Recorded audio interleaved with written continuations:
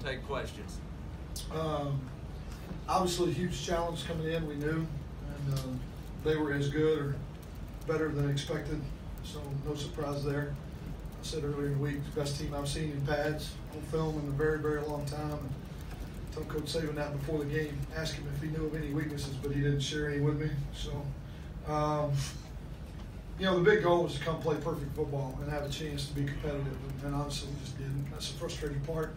Way too many mistakes.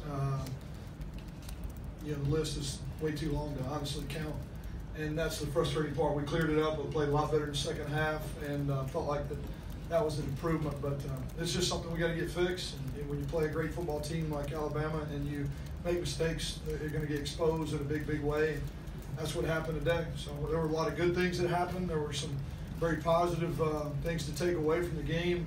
Not into moral victories, but we'll learn as much as we can, correct as much as we can, and get ready for Tulsa. And luckily, we're not going to play anybody that looks like Alabama the rest of the year.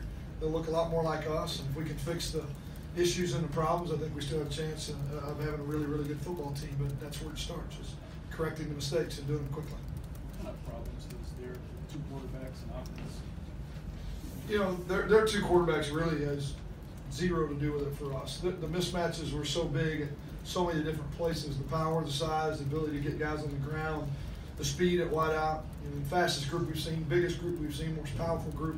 It didn't really matter which quarterback was playing. I said that earlier in the week, and that was the same today. At times we got to them, at times we couldn't get near them, and they threw and caught the ball. We missed way too many tackles and had way too many penalties. So we didn't even really pay attention to which one was in, truthfully. Any regrets on maybe not taking more shots deep early in the game or anything like that? No, none, because that's exactly what they want you to do. Play the safeties about 18 yards deep and getting deeper, and if you watch people, they want you to throw it back there. I thought we just didn't execute the plan. I think the plan was the right plan, and at times it worked really, really well at making a play, kind of play our game. That was the whole goal. We just didn't execute it well enough, often enough to put us in a position, and that combined with really poor tackling and some mistakes on defense, and you look up and you're 21-0. So the plan was what we needed to do to be successful, and that's why we moved the ball as effectively as we did at times. They were 10 of 15 on third down conversions. That can't be good for you, is it? No, it's not. You're right. Anytime somebody's over 50%, it's a rough day for you. The opponent last week was 2 of 14, so completely different, but also much more talented, ability to protect, win in some one-on-one areas that we couldn't, and we missed a couple of opportunities to get them off the field. We didn't. We had a penalty that gave an automatic first down. We had a dropped interception that we got them off.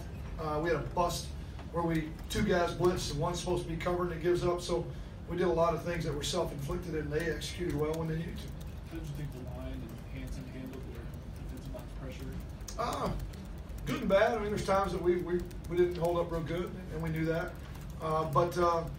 But at times we handled ourselves really well. We threw a call and moved the chains, ran the ball for 100-something plus yards against a team that only gave up 16 a week ago.